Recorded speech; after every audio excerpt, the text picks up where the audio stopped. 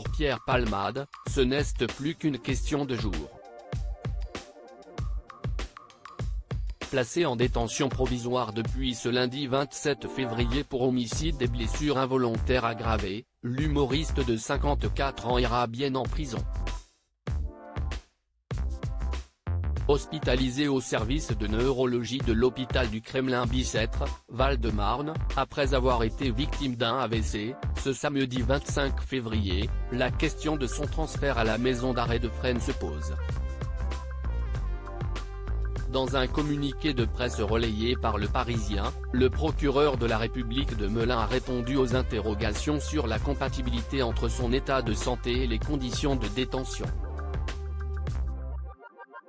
Jean-Michel Bourlès assure que le mandat de dépôt a été exécuté dans la foulée de la décision de la Chambre de l'instruction de Paris, rapportent nos confrères. C'est donc depuis son lit d'hôpital que le comédien a été écroué. Dès que les médecins le permettront, le transfert de Pierre Palmade sera effectué. En attendant, la chambre de l'acteur fait l'objet d'une garde par des surveillants de l'établissement pénitentiaire. Le corps médical de la maison d'arrêt décidera ensuite si l'ex-époux de Véronique Sanson sera envoyé directement en détention classique.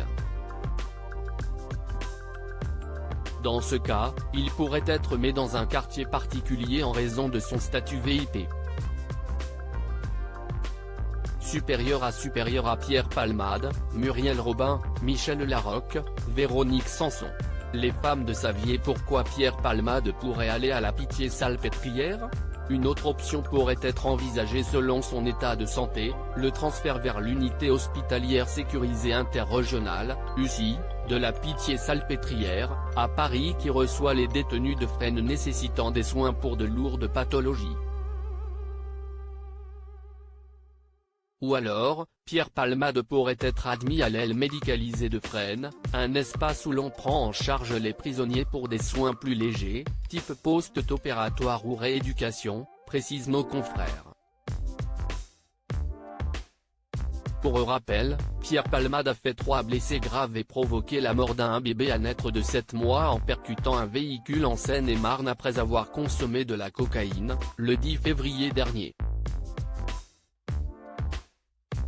Depuis le soir de l'accident, l'ami de Muriel Robin est visé par 2 autres enquêtes en parallèle. La première pour infraction à la législation sur les stupéfiants a été confiée à la gendarmerie. La seconde pour suspicion de détention et diffusion d'images pédopornographiques par le comédien. Celle-ci a été remise à la Brigade de protection des mineurs, BPM.